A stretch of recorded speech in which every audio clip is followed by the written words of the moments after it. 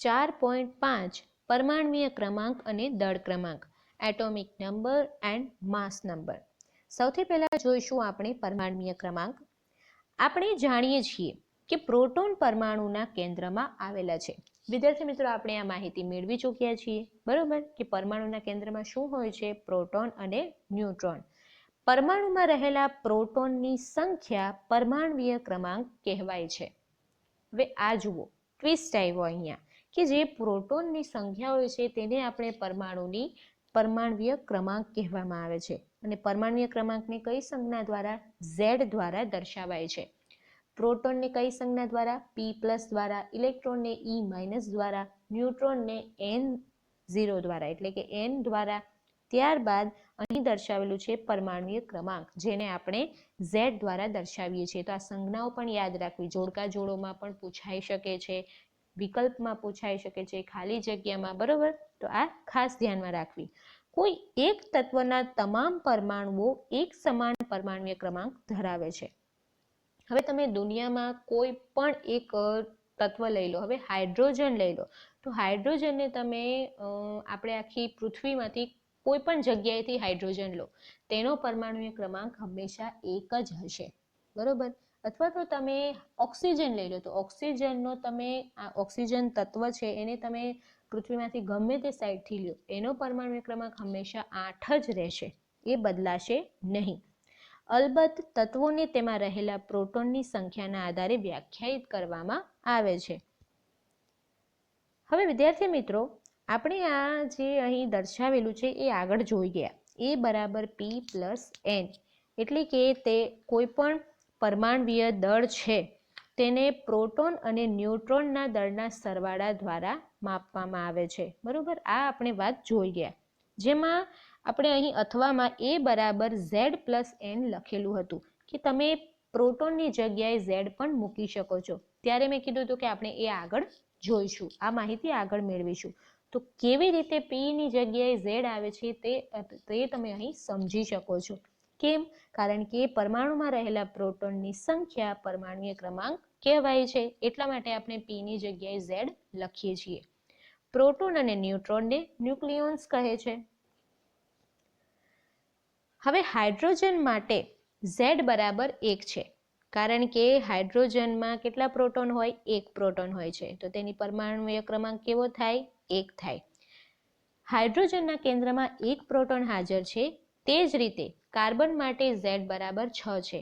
આમ પરમાણુના કેન્દ્રમાં હાજર રહેલા પ્રોટોનની કુલ સંખ્યાના આધારે પરમાણ્વીય ક્રમાંક વ્યાખ્યાયિત કરવામાં આવે છે.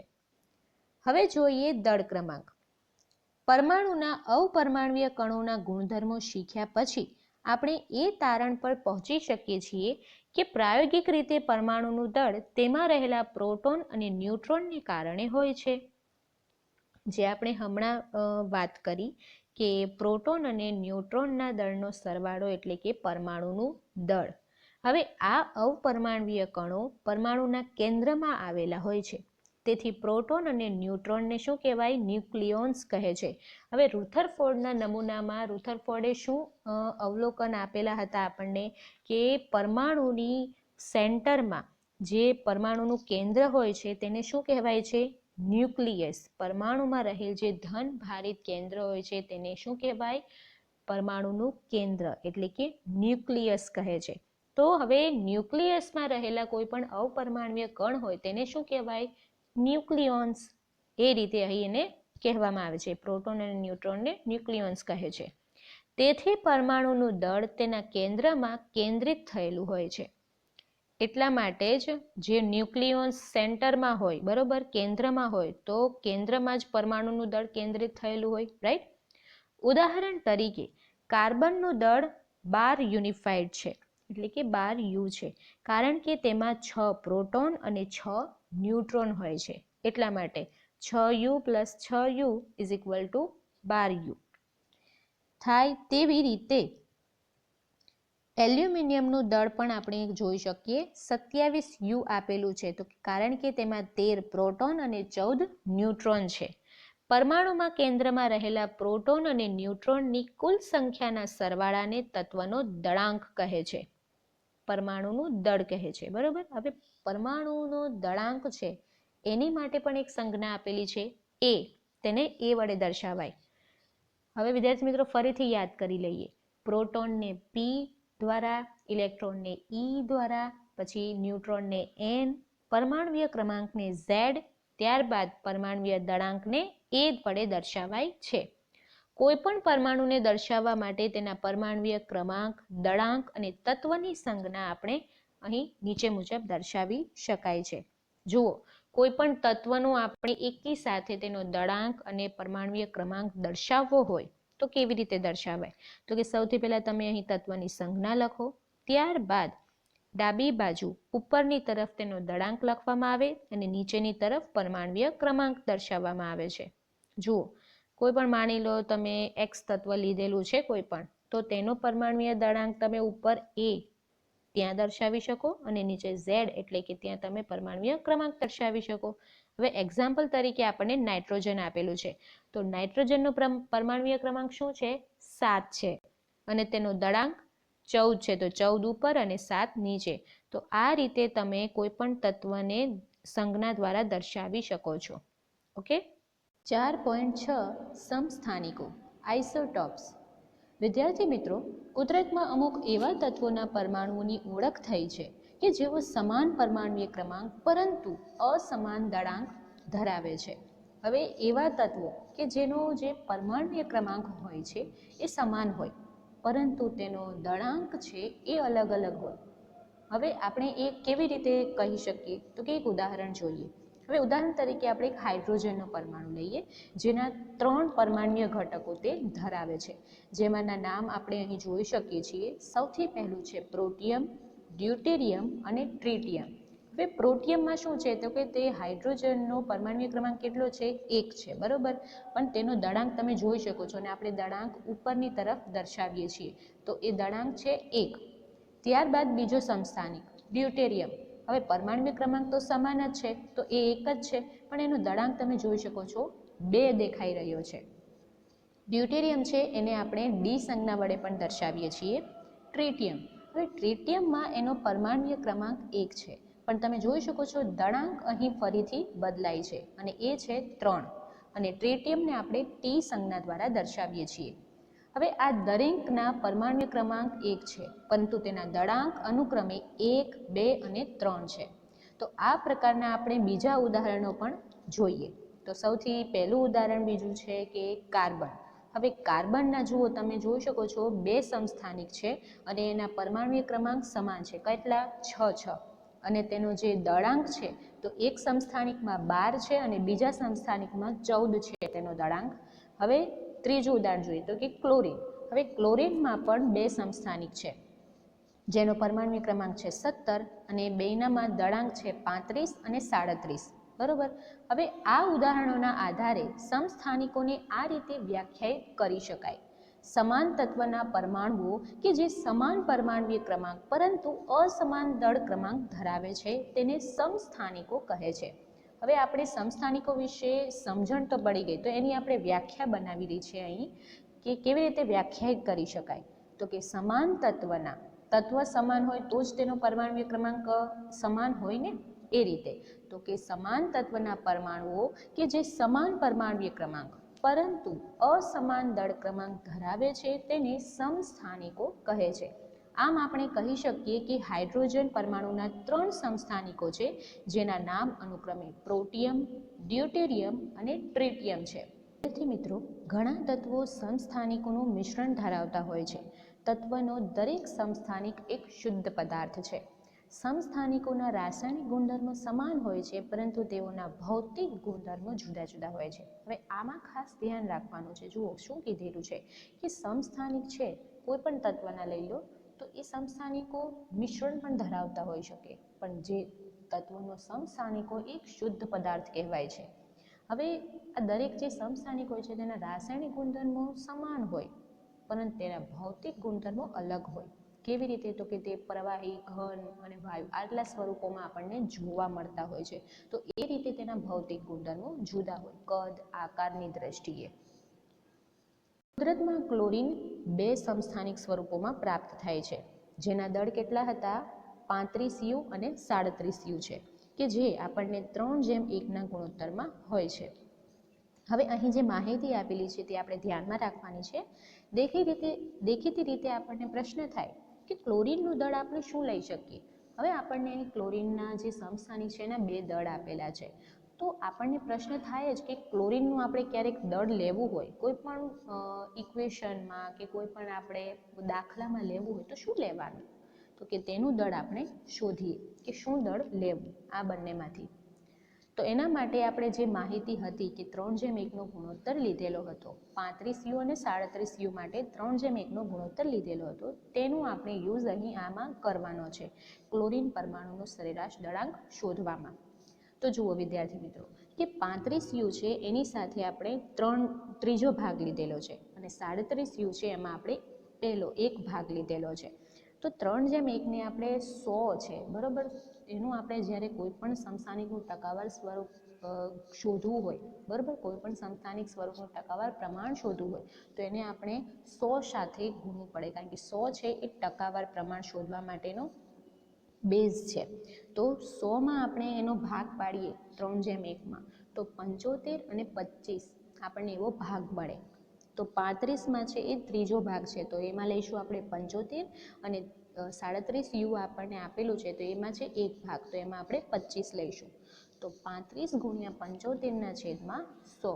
હવે 100માંથી આપણે 75મો ભાગ લીધેલો છે એટલા માટે છેદમાં 100 લખીશું વત્તા 37 × 25/100. તો એની ગણતરી કરતા જઈએ તો 105/4 વત્તા 37/4 બરાબર 142/4 બરાબર 35.5U આપણને આ ક્લોરીન પરમાણુનું સરેરાશ દળાંક મળે છે. હવે આ રીત તમને અઘરી પડતી હોય તો તેને વધારે સારી રીતે સમજવા માટે તમે અહીં જોઈ શકો છો, જો સમસ્થાનિક સ્વરૂપનું ટકાવાર પ્રમાણ m/n અને પરમાણુય દળ અનુક્રમે A અને B હોય તો જો વિદ્યાર્થી મિત્રો અહીં સરેરાશ પરમાણુય દળનું સૂત્ર આપેલું છે A × m વત્તા B × n છેદમાં m વત્તા n. હવે અહીં m/n છે ને એની જગ્યાએ આપણે 3:1 એટલે કે 75/25 લઈશું અને A અને B જે પરમાણુય દળ આપણે કોઈ પણ પરમાણુ એટલે કે તત્વનું પરમાણુ દળ આપેલું છે 35U અને 37U એ લેવાનું છે.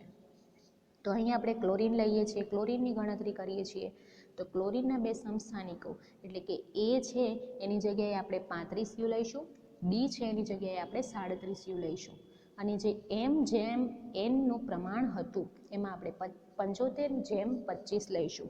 તો હવે ગણતરી કરીએ તો ક્લોરીનનું સરેરાશ પરમાણુય દળ જુઓ એની જગ્યાએ મૂકીશું 35, m/n હતું એમાં આપણે 75/25 આપેલું છે તો 75 + 37 × 25 છેદમાં 75 વત્તા 25. તો એ રીતે જુઓ 100 પણ થઈ ગયું છે ને. હા, હવે 35/5 એ આપણને 35/5 યુનિફાઈડ જવાબ મળે છે. તો કોઈ પણ ક્લોરીન પરમાણુનું સરેરાશ દળાંક શોધવું આપણે ક્યારેક ક્લોરીનનું દળ લેવાનું કહીએ તો તેને બદલે આપણે 35/5 લઈ શકીએ છીએ. વિદ્યાર્થી મિત્રો, કોઈ પણ કુદરતી તત્વના પરમાણુનું દળ એ તે તત્વના કુદરતી રીતે મળતા તમામ પરમાણુઓના દળની સરેરાશ જેટલું હોય છે. જો તત્વને કોઈ સમસ્થાનિક ન હોય તો તેનું દળ તેના કેન્દ્રમાં રહેલા પ્રોટોન અને ન્યુટ્રોનની કુલ સંખ્યાના સરવાળા જેટલું હોય છે. હવે અહીં એ જ કીધેલું છે કે કોઈ પણ તત્વ લઈ લો એનું પરમાણુનું દળ એ તે તત્વમાં કુદરતી રીતે આપણને મળી જ રહે છે, પરમાણુઓના દળ જેટલું જ મળી રહે છે. જો તત્વને સમસ્થાનિક ન હોય તો તે આપણને મળે ખબર જ છે કે તેનું દળ કેવી રીતે શોધવાનું છે બરાબર. આપણે દળાંક શોધેલો જ છે કે પરમાણુના કેન્દ્રમાં રહેલા પ્રોટોન અને ન્યુટ્રોનની સંખ્યાના સરવાળાને શું કહેવાય? પરમાણુય દળાંક બરાબર. પરંતુ જો તત્વને સમસ્થાનિક સ્વરૂપે મળે તો આપણે તેને દરેક સમસ્થાનિક સ્વરૂપનું જેમ ટકાવાર પ્રમાણ શોધ્યું તે રીતે આપણે તેનું દળ જાણવું પડે. તો એના આધારે સરેરાશ દળની ગણતરી થઈ શકે છે. તેનો અર્થ એવો નથી કે ક્લોરીનનો કોઈ પણ પરમાણુ અપૂર્ણાંક દળ ધરાવે છે. તેનો અર્થ એવો થાય છે કે જો તમે ચોક્કસ માત્રામાં ક્લોરીન લેશો તો તેમાં ક્લોરીનના બંને સમસ્થાનિકોનો સમાવેશ થતો હશે અને તેનું સરેરાશ દળ 35.5 યુનિફાઈડ હશે. હવે આપણે કોઈ પણ ક્લોરીનનો પરમાણુ લઈએ તો એનું અપૂર્ણાંક દળ ધરાવે છે એવું ના કહેવાય, પણ એ જે કોઈ પદાર્થ લઈએ તો એની અંદર ક્લોરીન છે એના 2 સમસ્થાનિકો રહેલા હશે, બરોબર, અને તેનું આપણને સરેરાશ દળ કેટલું મળશે? 35.5 યુનિફાઈડ મળશે. અનુપ્રયોગ એપ્લિકેશન્સ. તત્વના તમામ સમસ્થાનિકોના રાસાયણિક ગુણધર્મો સમાન હોય છે, તેથી આપણે સમસ્થાનિકોના મિશ્રણ લેવા સાથે કોઈ નિસ્બત નથી.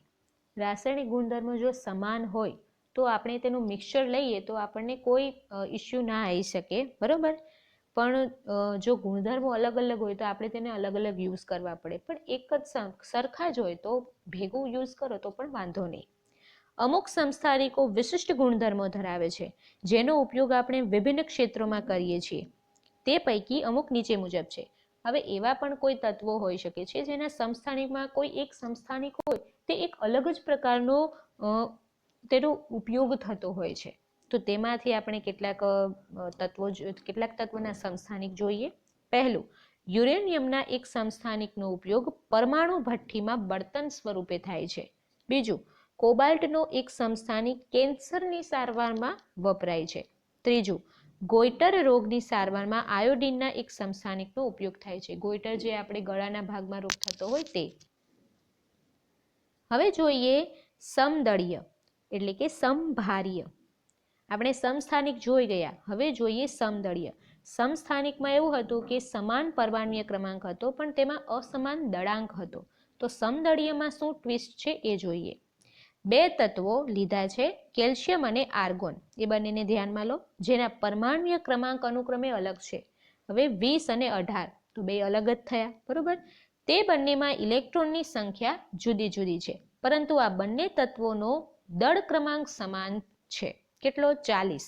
હવે તમે જોઈ શકો છો પરમાણ્વીય ક્રમાંક આપણે 20 અને 18 અલગ અલગ છે, પણ બેનો દળાંક છે એ 40 છે, સમાન જ છે. આમ આ બંને તત્વોના પરમાણુઓમાં ન્યુક્લિયોન્સની કુલ સંખ્યા સમાન છે. હવે કેવી રીતે કહી શકીએ કે આ બંને તત્વોમાં ન્યુક્લિયોન્સની સંખ્યા સમાન છે? ન્યુક્લિયોન્સ કયા? પ્રોટોન અને ન્યુટ્રોન. હવે પ્રોટોન અને ન્યુટ્રોનની સંખ્યાના સરવાળાને શું કહેવાય છે? પરમાણ્વીય દળાંક કહે છે, બરોબર. તો હવે આમાં દળ ક્રમાંક છે એ સમાન છે, તો ઓબ્વિયસલી તેના ન્યુક્લિયોન્સની સંખ્યા સમાન કહી શકાય. જુદા જુદા તત્વોના પરમાણુ કે જેના પરમાણ્વીય ક્રમાંક અસમાન હોય પરંતુ દળ ક્રમાંક સમાન હોય તેઓ સમદળીય કહેવાય. જેનો દળ ક્રમાંક સમાન હોય, પરમાણ્વીય ક્રમાંક અલગ હોય તેને સમદળીય કહેવાય, પણ જેનો પરમાણ્વીય ક્રમાંક સમાન હોય પરંતુ દળાંક અસમાન હોય તેને સમસ્થાનિક કહેવાય છે.